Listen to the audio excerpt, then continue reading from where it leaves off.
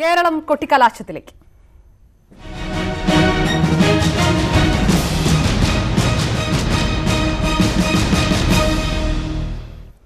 തെരഞ്ഞെടുപ്പ് ലഹരിയിൽ കേരളം. പരസ്യ പ്രചാരണം അവസാനിക്കാൻ ഇനി മണിക്കൂറുകൾ മാത്രം. റോഡ് ഷോകളുമായി കളം നിറഞ്ഞ സ്ഥാനാർത്ഥികളും പ്രവർത്തകരും. ഒരു മാസം നീണ്ട നാടിളക്കിയ പ്രചാരണത്തിന് ഇന്ന് വൈകുന്നേരം കൊട്ടിക്കലാശം. 24,000-ലേറെ പോളിംഗ് സ്റ്റേഷനുകൾ വോട്ടർമാരെ സ്വീകരിക്കാൻ ഒരുങ്ങിക്കഴിഞ്ഞു.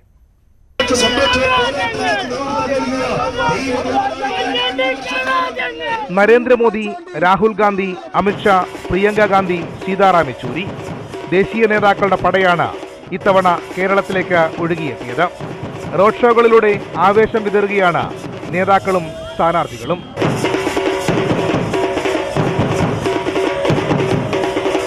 മുക്കും മൂലയും ഇളക്കിമറിച്ചുള്ള കൊട്ടിക്കലാശപൂരം പലയിടത്തും തുടങ്ങിക്കഴിഞ്ഞു.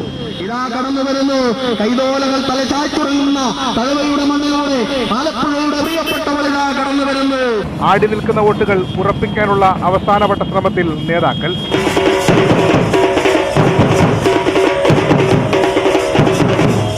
പ്രചാരണത്തിൽ നേടിയ മേൽക്കൈ നിലനിർത്താൻ കൊട്ടിക്കലാശം വർണ്ണാഭമാക്കാനുള്ള ശ്രമത്തിൽ പ്രവർത്തകർ.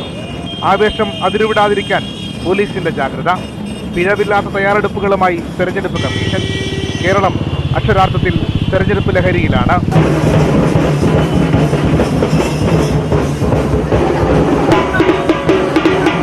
ഇടതുവലതുമുന്നണികൾക്കൊപ്പം BJPയും കളം നിറഞ്ഞ തെരഞ്ഞെടുപ്പ്. പ്രവചനാതീതമാണ് മിക്ക മണ്ഡലങ്ങളിലെയും തെരഞ്ഞെടുപ്പ് ഫലം. ആ വീറും വാശിയും കൊട്ടിക്കലാശത്തിലും കാണും. ഉമേഷ് ബാലകൃഷ്ണൻ, ന്യൂസ് 18, തിരുവനന്തപുരം. കേരളത്തിലെ 20 മണ്ഡലങ്ങൾക്ക് പുറമെ രാജ്യത്തെ 96 മണ്ഡലങ്ങളിലെ പരസ്യ പ്രചാരണവും ഇന്ന് അവസാനിക്കും. ജമ്മുകാശ്മീരിലെ അനന്ത്നാഗ് മണ്ഡലത്തിലെ ഒരു ജില്ലയും വോട്ടെടുപ്പ് മാറ്റിവെച്ച ത്രിപുര ഈസ്റ്റും 3ാം ഘട്ടത്തിൽ വിധിയെഴുതും. ഇതോടെ തമിഴ്നാട്ടിലെ വെല്ലൂർ ഒഴികെ ദക്ഷിണേന്ത്യയിലെ എല്ലാ മണ്ഡലങ്ങളിലും വോട്ടെടുപ്പ് പൂർത്തിയാകും. 7 ഘട്ടങ്ങളായി നടക്കുന്ന ലോക്സഭാ തെരഞ്ഞെടുപ്പിൽ കൂടുതൽ മണ്ഡലങ്ങൾ വിധിയെഴുതുന്നത് 3ാം ഘട്ടത്തിലാണ്. 116 മണ്ഡലങ്ങൾ. കേരളത്തിന് പുറമെ ഗുജറാത്തിലെയും ഗോവയിലെയും മുഴുവൻ മണ്ഡലങ്ങളും ചൊവ്വാഴ്ച വിധിയെഴുതും. കർണാടകയിലെയും മഹാരാഷ്ട്രയിലെയും 14 മണ്ഡലങ്ങളിൽ വീതമാണ് വോട്ടെടുപ്പ്. UPയിലെ 10ഉം ഛത്തീസ്ഗഡിലെ 7ഉം ഒഡീഷയിലെ 6ഉം പശ്ചിമബംഗാളിലെയും ബീഹാറിലെയും 5 വീതവും അസമിലെ 4 മണ്ഡലങ്ങളും പോളിംഗ് ബൂത്തിലെത്തും.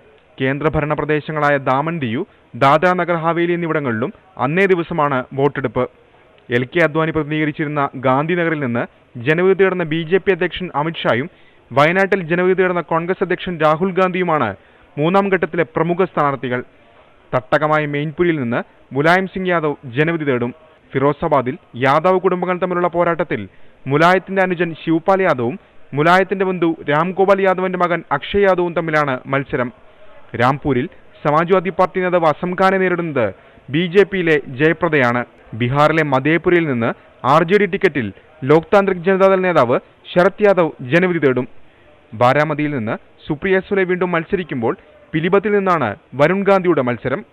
ഗുൽബർഗയിൽ മല്ലികാർജുൻ ഖാർഗെ, ഉത്തരകന്നഡയിൽ അനന്ത്കുമാർ ഹെഗ്ഡെ, ഷിമോഗയിൽ BY രാഘവേന്ദ്ര എന്നിവരാണ് കർണാടകയിൽ നിന്ന് ജനവിധി തേടുന്ന പ്രമുഖർ. Election desk, news 18. കൊട്ടിക്കലാശത്തിനു മുൻപ് പരസ്പര ആരോപണങ്ങളുമായി കൊട്ടിക്കയറി മുഖ്യമന്ത്രിയും പ്രതിപക്ഷവും. സംസ്ഥാനത്ത് ഒളിഞ്ഞും തെളിഞ്ഞും കോൺഗ്രസും BJPയും തമ്മിൽ ബന്ധമുണ്ടെന്ന് മുഖ്യമന്ത്രി ആരോപിച്ചു. സംസ്ഥാന വ്യാപകമായി കള്ളവോട്ട് നടത്താൻ CPM ശ്രമിക്കുകയാണെന്നായിരുന്നു പ്രതിപക്ഷ നേതാവ് രമേശ് ചെന്നിത്തലയുടെ ആരോപണം. പ്രചാരണത്തിന്റെ തുടക്കത്തിൽ കോലീബി സഖ്യമെന്ന ആരോപണവുമായി ഇറങ്ങിയ ഇടതുമുന്നണി അവസാന ദിവസം വീണ്ടും ആ വിഷയം തന്നെ മുന്നോട്ട് വയ്ക്കുകയാണ്. ശബരിമലയും രാഹുലുമായിരുന്നു ഇന്നലെ വരെ ചർച്ചാ വിഷയമെങ്കിൽ മുഖ്യമന്ത്രി ഇന്നുന്നയിക്കുന്നത് കോൺഗ്രസ് BJP ബാന്ധവമാണ്. അമിത്ഷാ ഇപ്പോൾ BJPയുടെ പച്ചക്കൊടിയെക്കുറിച്ച് പ്രസ്താവിക്കുകയുണ്ടായി. ആ കാലത്തും ലീഗിന് അതേ പച്ചക്കൊടി തന്നെയായിരുന്നു. അവരുമായി കൂട്ടുകെട്ടുണ്ടാക്കുന്നത് BJP ആയിരുന്നു, കോൺഗ്രസും ലീഗുമായി. ഉദ്ദേശം ഒന്നേ ഉണ്ടായിരുന്നുള്ളൂ, പാർലമെന്റിലും നിയമസഭയിലും അക്കൗണ്ട് തുടങ്ങി. കോൺഗ്രസും BJPയും സംസ്ഥാനത്ത് വർഗീയ ധ്രുവീകരണത്തിന് വലിയ ശ്രമം നടത്തി.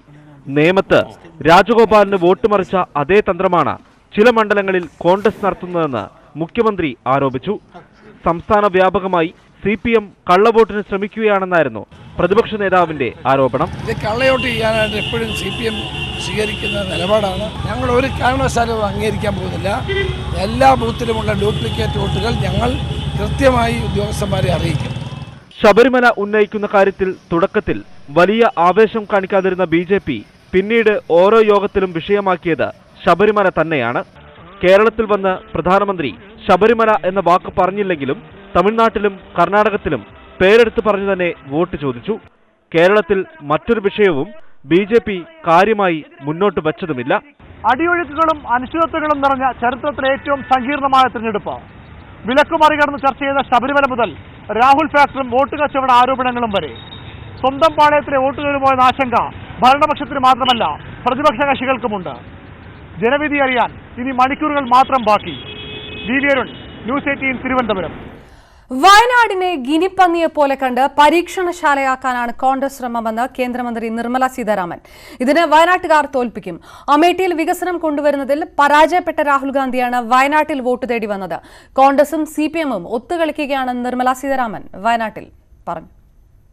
That failed MP who failed his constituency with nothing having been done in Amethi today is coming here to Wayanad, and Wayanad already Prime Minister Modi is working as an aspirational district to improve it.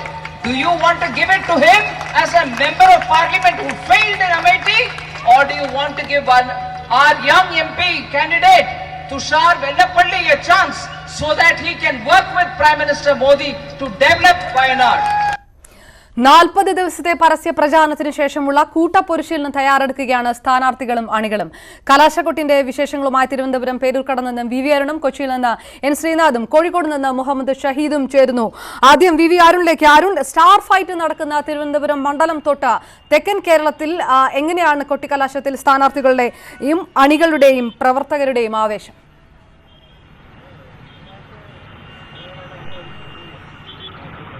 Aparna, പ്രചരണത്തിലെ വീറും വാശിയും വിട്ടുകൊടുക്കാൻ തയ്യാറെന്ന മനോഭാവവും ഈ കൊട്ടിക്കലാശത്തിലും ഉണ്ടാകുമെന്ന് ഉറപ്പാണ്. പേരൂർക്കട ജംഗ്ഷനിലാണ് ഞാനിപ്പോൾ ഉള്ളത്. ഏതാനും മിനിറ്റുകൾക്കകം ഇവിടെ പ്രവർത്തകരുടെ പങ്കാളിത്തം കൊണ്ട് പ്രവർത്തകരെ കൊണ്ട് നിറയും. ഏറ്റവും അധികം വാശിയും വീറുമുള്ള പ്രചരണം നടക്കുന്ന കൊട്ടിക്കലാശം നടക്കുന്ന സ്ഥലം കൂടിയാണ് പേരൂർക്കട.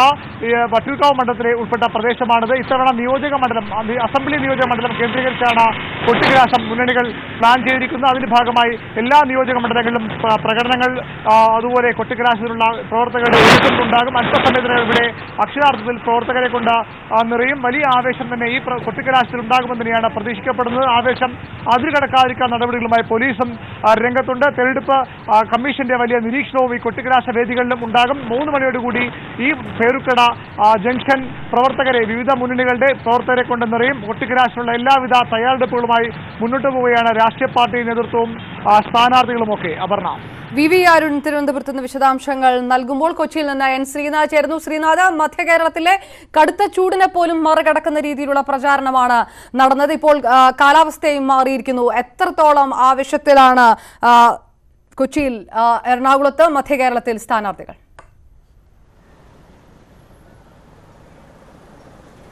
പ്രചരണത്തിന്റെ ആവേശം എല്ലാം തന്നെ ഉൾക്കൊണ്ടുകൊണ്ടുള്ള ഒരു കൊട്ടിക്കലാശമാണ് മുഴുവൻ സ്ഥാനാർത്ഥികളും ഇന്ന് കാഴ്ചവെക്കാൻ ഉദ്ദേശിക്കുന്നത്. എറണാകുളത്തെ സംബന്ധിച്ചിടത്തോളം 3 കേന്ദ്രങ്ങളിലായാണ് പ്രധാനപ്പെട്ട കൊട്ടിക്കലാശം നടക്കുന്നത്. അത് പ്രധാനപ്പെട്ടത് പാലാരിവട്ടത്ത് LDF-ന്റെ കൊട്ടിക്കലാശം നടക്കുമ്പോൾ ടൗൺ ഹാളിന് മുന്നിലായിരിക്കും UDF-ന്റെ കൊട്ടിക്കലാശം പ്ലാൻ ചെയ്തിരിക്കുന്നത്. അതേപോലെ കലൂർ ഭാഗത്തായിരിക്കും അൽഫോൺസ് കണ്ണന്താനം BJP-യുടെ കൊട്ടിക്കലാശം പ്ലാൻ ചെയ്തിരിക്കുന്നത്. ഏതായാലും പരമാവധി ആളുകളെ ഉൾക്കൊള്ളിച്ചുകൊണ്ട് അവരുടെ ഒരു ശക്തി പ്രകടനമായി തന്നെ കൊട്ടിക്കലാശം മാറ്റുക എന്നുള്ളതാണ് എല്ലാ സ്ഥാനാർത്ഥികളും ഉദ്ദേശിക്കുന്നത്. കഴിഞ്ഞ ദിവസങ്ങളിലൊക്കെ തന്നെ പ്രചരണം അതിൻ്റെ സജീവമായ എല്ലാ ഘട്ടങ്ങളും പിന്നിട്ട് കഴിഞ്ഞിരിക്കുന്നു. ആദ്യം വീട് കയറിയുള്ള പ്രചരണമായിരുന്നു. അതിനുശേഷം സ്ഥാനാർത്ഥികൾ ഓരോ പ്രധാനപ്പെട്ട ആളുകളെ നേരിട്ട് കാണുന്ന പ്രചരണ രീതിയിലേക്ക് പോയി. അതിനുശേഷം റോഡ് ഷോ നടത്തി. അതിനുശേഷം വാഹന പ്രചരണ ജാഥ നടത്തി. ഈ എല്ലാ തരത്തിലുള്ള പ്രചരണങ്ങളും സജീവമായി തന്നെ മുന്നോട്ട് പോയി. അതിൻ്റെ ഒരു പര്യവസാനം എന്ന നിലയിൽ അതിശക്തമായ ഒരു അവസാനം അവരുടെ ആവേശമില്ല, പ്രവർത്തകരുടെ ആവേശം അത് മുഴുവൻ ജനങ്ങളിലേക്കും എത്തിക്കുന്ന രീതിയിലുള്ള ഒരു കൊട്ടിക്കലാശമാണ് എല്ലാവരും പ്ലാൻ ചെയ്തിരിക്കുന്നത്. അത് ഇവിടെ എറണാകുളത്ത് മാത്രമല്ല, ചാലക്കുടിയിലും കോട്ടയത്തും ആലത്തൂരിലും ഒക്കെ തന്നെ എല്ലായിടത്തും പ്രവർത്തകർ ആവേശത്തോടു കൂടി സജ്ജരായി കഴിഞ്ഞിരിക്കുന്നു. ഏതാണ്ട് 3 മണിയോടുകൂടി അവരുടെ കുട്ടിക്കലാശത്തിൻ്റെ പ്രവർത്തകർ എത്തിത്തുടങ്ങും. ഏതാണ്ട് 4 മണിയോടുകൂടി പ്രകടനം അടക്കമുള്ള കാര്യങ്ങൾ ആരംഭിക്കും എന്നാണ് അറിയിച്ചിരിക്കുന്നത്. 6 മണിക്കാണ് ഇന്ന് പ്രചരണം സമാപിക്കുന്നത്. അത് ഉച്ചസ്ഥായിയിലായി 6 മണിക്ക് ഈ പ്രചരണം സമാപിക്കുക എന്നുള്ളതാണ് എല്ലാവരും ഉദ്ദേശിക്കുന്നത്. ശ്രീനാഥ് കൊച്ചിയിൽ നിന്ന്, കോഴിക്കോട് നിന്ന് മുഹമ്മദ് ഷഹീദും ചേർന്നു. ഷഹീദ്, കോഴിക്കോട് പ്രധാനമായും 3 മുന്നണികളുടെ കൊട്ടിക്കലാശം എവിടെയാണ് നടക്കുന്നത്? എപ്പോഴായിരിക്കും പ്രകടനങ്ങൾ തുടങ്ങുക?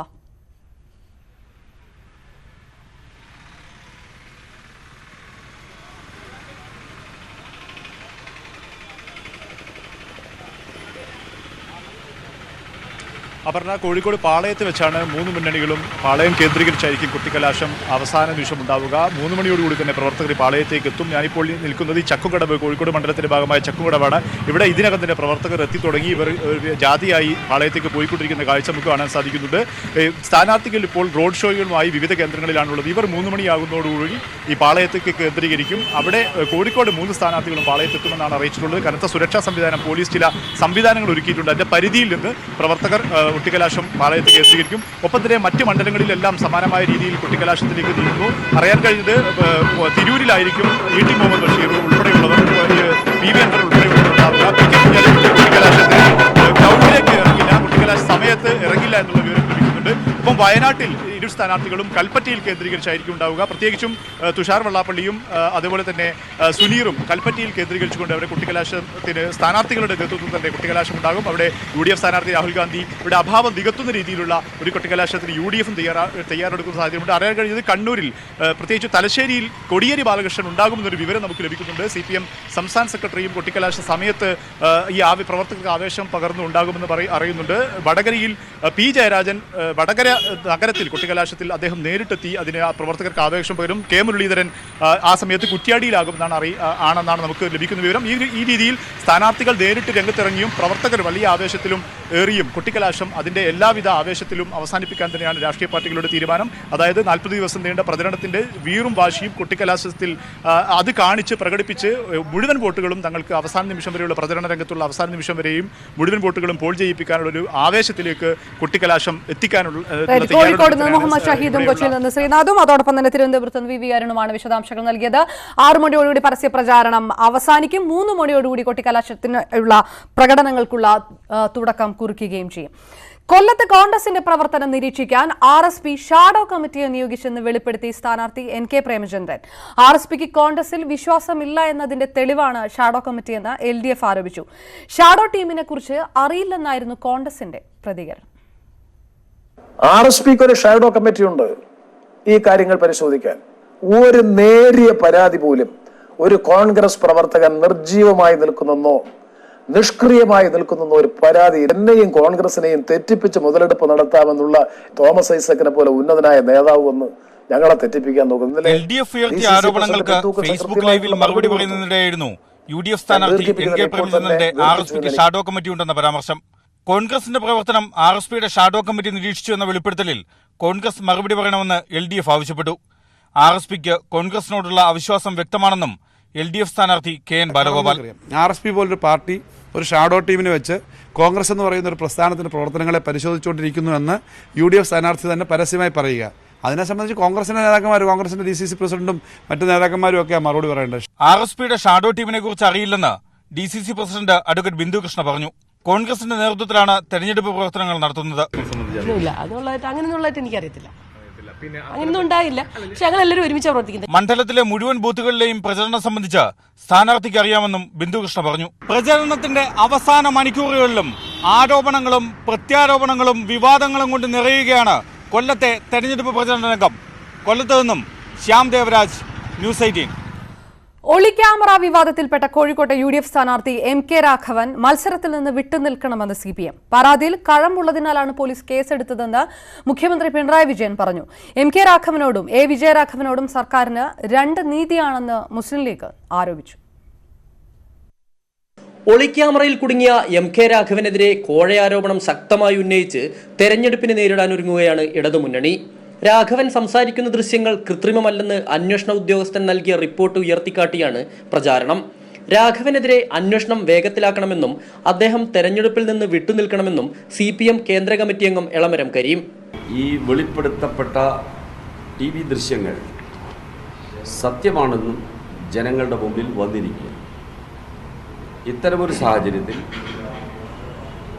പാർലമെന്റ് തെരഞ്ഞെടുപ്പിൽ സ്ഥാനാർത്ഥിയായി തുടരാൻ അദ്ദേഹത്തിന് യാതൊരു അവകാശവുമില്ല.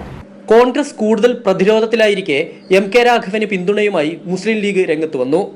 രമ്യ ഹരിദാസിന്റെ പരാതിയിൽ വിജയരാഘവനെതിരെ കേസെടുക്കാത്ത പോലീസ് രാഘവന്റെ കാര്യത്തിൽ തിടുക്കം കാണിച്ചെന്ന് Muslim League general secretary KPA Majeed വിമർശിച്ചു.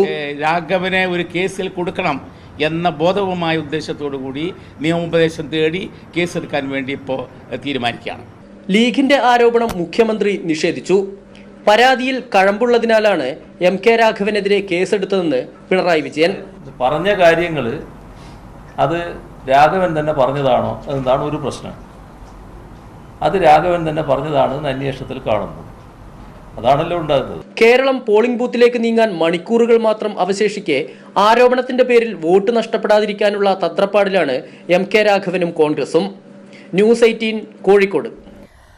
ശബരിമല പ്രചാരണ വിഷയമാക്കിയാൽ തെരഞ്ഞെടുപ്പ് കമ്മീഷന് ഒരു ചുക്കും ചെയ്യാനാകില്ലെന്ന പരാമർശത്തിൽ BJP സംസ്ഥാന അധ്യക്ഷൻ PS ശ്രീധരൻപിള്ള മാപ്പ് പറഞ്ഞു. ശ്രീധരൻപിള്ള മാപ്പ് പറഞ്ഞതായി മുഖ്യ തെരഞ്ഞെടുപ്പ് ഓഫീസർ ടിക്കാറാം മീണയാണ് അറിയിച്ചത്.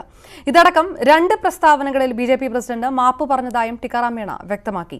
തെരഞ്ഞെടുപ്പ് കമ്മീഷനെതിരെ രാഷ്ട്രീയ നേതാക്കൾ മോശം പരാമർശം നടത്തരുതെന്നും അദ്ദേഹം നിർദ്ദേശിച്ചു. News 18 നൽകിയ അഭിമുഖത്തിലായിരുന്നു തെരഞ്ഞെടുപ്പ് കമ്മീഷന് ഒരു ചുക്കും ചെയ്യാനാകില്ലെന്ന ശ്രീധരൻപിള്ളയുടെ പരാമർശം. He is a very nice man. I know him personally. Maybe because of the political compulsions, he might have made some statements. We have advised him, and wherever it is possible, we have given the report to the Election Commission. But I respect all the leaders, including Mr. Sridharanpilla, and they should not take it otherwise, because I have to ensure the level playing field. പുൽവാമയിൽ വീരമൃത്യു വരിച്ച CRPF ജവാൻ വസന്തകുമാറിന്റെ വീട് ACC general secretary Priyanka Gandhi അല്പസമയത്തിനകം സന്ദർശിക്കും. തൃക്കൈപ്പറ്റയിലെ വീട്ടിലെത്തുന്ന പ്രിയങ്ക വസന്തകുമാറിന്റെ കുടുംബാംഗങ്ങളുമായി കൂടിക്കാഴ്ച നടത്തും. വലിയ സുരക്ഷയാണ് സ്ഥലത്ത് ഏർപ്പെടുത്തിയിരിക്കുന്നത്. വിവരങ്ങളുമായി സുർജിത്ത് അയ്യപ്പത്ത് ചേർന്നു. സുർജിത്ത്, എത്ര നേരം നീണ്ടു നിൽക്കും സന്ദർശനം? കോൺഗ്രസിന്റെ പ്രധാനപ്പെട്ട നേതാക്കൾ ആരെല്ലാമാണ് പ്രിയങ്കയ്ക്കൊപ്പം ഉണ്ടാവുക?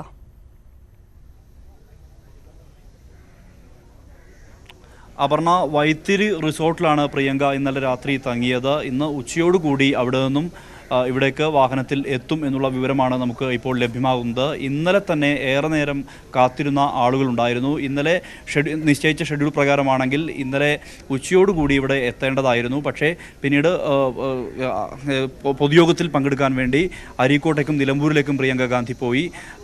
വൈകിട്ട് എത്താനും നീക്കം നടത്തി. പക്ഷേ കാലാവസ്ഥ വയനാട്ടിൽ പ്രതികൂലമായതിനാൽ തന്നെയാണ് ഇന്നലെ എത്താൻ കഴിയാതിരുന്നത്. പക്ഷേ ഇതേ തുടർന്നാണ് ഇന്നത്തേക്ക് സന്ദർശനം മാറ്റിവെച്ചിരിക്കുന്നത്. ഇവർ ഏതാനും മിനിറ്റുകൾ ഇവിടെ ചിലവഴിക്കും എന്നുള്ള വിവരമാണ് നമുക്ക് ലഭ്യമാകുന്നത്. ഇവിടെ എത്തിയ ശേഷം വസന്തകുമാറിൻ്റെ ഭാര്യ ഷീനയുമായും അതോടൊപ്പം തന്നെ മറ്റ് കുടുംബാംഗങ്ങളുമായും ഇവർ കൂടിക്കാഴ്ച നടത്തും. കോൺഗ്രസ് നേതാക്കളും പ്രിയങ്കയ്ക്കൊപ്പം ഇവിടേക്ക് എത്തുന്നുണ്ട്. ഇന്നലെ തന്നെ നീണ്ട രീതിയിലുള്ള ഒരു കാത്തിരിപ്പ് തന്നെയായിരുന്നു ഇവിടുത്തെ, പ്രത്യേകിച്ചും ഈ കോളനി നിവാസികൾ. ഇപ്പോൾ അവരെല്ലാം തന്നെ ഇവിടെ എത്തിയിട്ടുണ്ട്. വിവിധ കോൺഗ്രസ് നേതാക്കളും പ്രാദേശിക കോൺഗ്രസ് നേതാക്കളും എല്ലാം തന്നെ ഇവിടേക്ക് എത്തിയിട്ടുണ്ട്. കനത്ത സുരക്ഷയാണ് പ്രിയങ്കയുടെ വിശദാംശങ്ങൾ നൽകിയത്. ഈസ്റ്റർ ദിനത്തിൽ ലോകത്തെ ഞെട്ടിച്ച ശ്രീലങ്കയിലെ പള്ളികളിൽ സ്ഫോടന പരമ്പര. മരണം 160 കടന്നു. കൊല്ലപ്പെട്ടവരിൽ ഇന്ത്യക്കാരും ഉൾപ്പെട്ടതായും സൂചനയുണ്ട്. 3 പഞ്ചനക്ഷത്ര ഹോട്ടലുകളിലും സ്ഫോടനമുണ്ടായി. ആക്രമണത്തിന്റെ ഉത്തരവാദിത്തം ഒരു സംഘടനയും ഇതുവരെ ഏറ്റെടുത്തിട്ടില്ല. പ്രധാനമന്ത്രി നരേന്ദ്രമോദി ആക്രമണത്തെ അപലപിച്ചു. ഈസ്റ്റർ ദിനത്തിലെ പ്രത്യേക പ്രാർത്ഥനകൾക്കും ചടങ്ങുകൾക്കുമായി രാവിലെ പള്ളിയിൽ ഒത്തുകൂടിയ വിശ്വാസികൾക്ക് നേരെയാണ് ആക്രമണമുണ്ടായത്. പള്ളികളെയും പഞ്ചനക്ഷത്ര ഹോട്ടലുകളെയും ലക്ഷ്യമാക്കി 6 സ്ഫോടനങ്ങൾ. മരണസംഖ്യ ഓരോ മണിക്കൂറിലും ഉയരുകയാണ്. കൊളംബോയിലെ കൊച്ചിക്കാടെ, നെബോങ്കോ, ബാട്ടിക്കലോവ പള്ളികളിലാണ് സ്ഫോടനമുണ്ടായത്. ഈസ്റ്റർ ദിനമായതിനാൽ നിരവധി ഇന്ത്യക്കാരും പള്ളികളിൽ ആരാധനയ്ക്ക് എത്തിയിരുന്നു. ശ്രീലങ്കയിലെ ഇന്ത്യൻ ഹൈക്കമ്മീഷണർ ഹെൽപ്പ് ലൈൻ നമ്പറുകൾ തുറന്നു. വിദേശകാര്യമന്ത്രി സുഷമ സ്വരാജ് ഹൈക്കമ്മീഷണറുമായി സ്ഥിതിഗതികൾ വിലയിരുത്തി. ശ്രീലങ്കൻ പ്രധാനമന്ത്രിയുടെ ഔദ്യോഗിക വസതിക്ക് സമീപത്തെ സിനമോൾ ഗ്രാൻഡ് ഹോട്ടലിലും ആക്രമണമുണ്ടായി. സംഭവത്തെ തുടർന്ന് ശ്രീലങ്കൻ സർക്കാർ അടിയന്തര യോഗം ചേർന്നു. അന്വേഷണം ആരംഭിച്ചതായി പ്രസിഡന്റ് മൈത്രിപാല സിരിസേന പറഞ്ഞു. ആക്രമണത്തെ അപലപിച്ച് പാകിസ്ഥാൻ വിദേശകാര്യ മന്ത്രാലയവും രംഗത്തെത്തി. News desk, News 18. യേശുക്രിസ്തുവിന്റെ ഉയിർത്തെഴുന്നേൽപ്പിനെ അനുസ്മരിച്ച് ക്രൈസ്തവ വിശ്വാസികൾ ഇന്ന് ഈസ്റ്റർ ആഘോഷിക്കുന്നു. അർദ്ധരാത്രി മുതൽ ദേവാലയങ്ങളിൽ പ്രത്യേക പ്രാർത്ഥനകൾ നടന്നു. തിരുവനന്തപുരം പട്ടം സെന്റ് മേരീസ് പള്ളിയിൽ കർദിനാൾ ബസേലിയോസ് മാർ ക്ലിമസ് ചടങ്ങുകൾക്ക് നേതൃത്വം നൽകി. പാളയം പള്ളിയിൽ നടന്ന പ്രാർത്ഥനകൾ ആർച്ച് ബിഷപ്പ് സൂസപാക്യത്തിന്റെ നേതൃത്വത്തിലായിരുന്നു. കൊച്ചി സെന്റ് മേരീസ് കത്തീഡ്രൽ ബസലിക്കയിൽ നടന്ന ചടങ്ങുകൾക്ക് ബിഷപ്പ് ജോസ് പുത്തൻവീട്ടിൽ മുഖ്യ കാർമ്മികത്വം വഹിച്ചു. ആഡംബരത്തിന്റെയും സുഖസൗകര്യങ്ങളുടെയും പുറകെ പോയി ആയുസ് പാഴാക്കരുതെന്ന് ഈസ്റ്റർ സന്ദേശത്തിൽ ഫ്രാൻസിസ് മാർപ്പാപ്പ. പ്രതീക്ഷകളും സ്വപ്നങ്ങളും തകർക്കുന്ന ദുരന്തങ്ങൾ സൃഷ്ടിക്കുന്നതും ഒഴിവാക്കുന്നതും ദൈവമാണെന്നും വിശ്വാസികൾ ദൈവത്തിന് വേണ്ടിയാണ് ജീവിക്കേണ്ടതെന്നും പോപ്പ് പറഞ്ഞു. പാപങ്ങൾ ഏകാന്തതയും മരണവുമാണ് മനുഷ്യന് സമ്മാനിക്കുക എന്നും ഈസ്റ്റർ സന്ദേശത്തിൽ പോപ്പ് പറഞ്ഞു. ഇടുക്കിയിലെ ചിന്നക്കനാലിൽ റവന്യൂ ഭൂമി കയ്യേറി തോട്ടം തൊഴിലാളികൾ കുടിൽകെട്ടി. സൂര്യനെല്ലി നൂറുകണക്കിന് ഭൂരഹിതരായ തൊഴിലാളികളാണ് കുടിൽകെട്ടി സമരം തുടങ്ങിയത്. പുലർച്ചെ 5 മണിയോടെയാണ് ചിന്നക്കനാൽ സൂര്യനെല്ലിയിലെ 3 ഏക്കറോളം വരുന്ന റവന്യൂ ഭൂമി കയ്യേറി തോട്ടം തൊഴിലാളികൾ കുടിൽകെട്ടി സമരം തുടങ്ങിയത്. തേയിലത്തോട്ടത്തിൽ വർഷങ്ങളായി ജോലി ചെയ്യുന്ന ഭൂമിയും വീടുമില്ലാത്ത കുടുംബങ്ങളാണ് സമരരംഗത്തിറങ്ങിയത്. 34 നമ്പർ സർവേ ഭൂമിയിൽപ്പെട്ട 3 ഏക്കറോളം സ്ഥലമാണ് തൊഴിലാളികൾ കയ്യേറിയത്. സ്ത്രീകളും കുട്ടികളും അടക്കം നൂറുകണക്കിന് പേരാണ് കുടിൽകെട്ടി സമരം ചെയ്യുന്നത്. ഡൽഹി കേന്ദ്രമായ സ്വകാര്യ കമ്പനി കൈയടക്കി വച്ചിരുന്ന ഭൂമിയുടെ പട്ടയം 2010 റവന്യൂ വകുപ്പ് റദ്ദാക്കിയിരുന്നു. വൻകിടക്കാരെ സഹായിക്കുകയും ഭൂരഹിതരെ അവഗണിക്കുകയും ചെയ്യുന്നതിൽ പ്രതിഷേധിച്ചാണ് സമരമെന്ന് തോട്ടം തൊഴിലാളികൾ പറഞ്ഞു. സർക്കാർ കൊടുക്കാൻ പറഞ്ഞു സ്ഥലം, പക്ഷേ ഇവിടെ ഉള്ള കയ്യേറ്റക്കാരെ എല്ലാം കയ്യേറ്റി വെച്ചിട്ട് പാവപ്പെട്ടവർക്ക് കൊടുക്കാൻ സമ്മതിക്കുന്നില്ല. കള്ളപ്പട്ടയം ഉണ്ടാക്കിച്ച് വ്യാജപ്പട്ടയം ഉണ്ടാക്കി വെച്ചിട്ട് കൊടുക്കുന്നില്ല. തോട്ടം തൊഴിലാളികൾക്ക് ഭൂമി നൽകണമെന്നാവശ്യപ്പെട്ട് അപേക്ഷ നൽകിയിരുന്നെങ്കിലും റവന്യൂ ഭൂമി ഇല്ലെന്നാണ് ഉദ്യോഗസ്ഥർ റിപ്പോർട്ട് നൽകിയിരുന്നത്. ഭൂമി കിട്ടാതെ സമരം അവസാനിപ്പിക്കില്ലെന്നും തോട്ടം തൊഴിലാളികൾ. எங்களுக்கு இருக்க கூட இடம் இல்லை, வீடு வாசல் இல்லை, ஒன்றுமே இல்லை. இவ்வளோ நாள் எங்களுக்குன்னு 1 சென்ட் இடம் கூட இல்லை. அதனால இந்த இடத்த எல்லாருக்கும் ஆளுக்கு 3 சென்ட் வச்சு கொடுக்கணும், கண்டிப்பாக கொடுக்கணும், எங்கள் எல்லாருக்கும் வேணும். ஒரு கார்டு இல்லை, நாங்கள் எஸ்டேட் பணி செஞ்சு தான் கஞ்சி குடிச்சுக்கிட்டு இருக்கோம். இப்போ அதுலேயும் ரிட்டையர்ட் ஆகிடுச்சு. ஒரு கையில் 10 காசு கூட இல்லாமல் அன்னாடு வேலை கூலி போய் കഞ്ചി കുടിച്ചിട്ട് இருக்கோம். ഭൂമിക്കായി ശക്തമായ പ്രതിഷേധവുമായി രംഗത്തിറങ്ങാൻ ആദിവാസി സംഘടനകൾ ഒരുങ്ങുന്നതിനിടയിലാണ് തോട്ടം തൊഴിലാളികൾ കൂടി സമരം തുടങ്ങിയത്. ന്യൂസ് 18 ഇടുക്കി.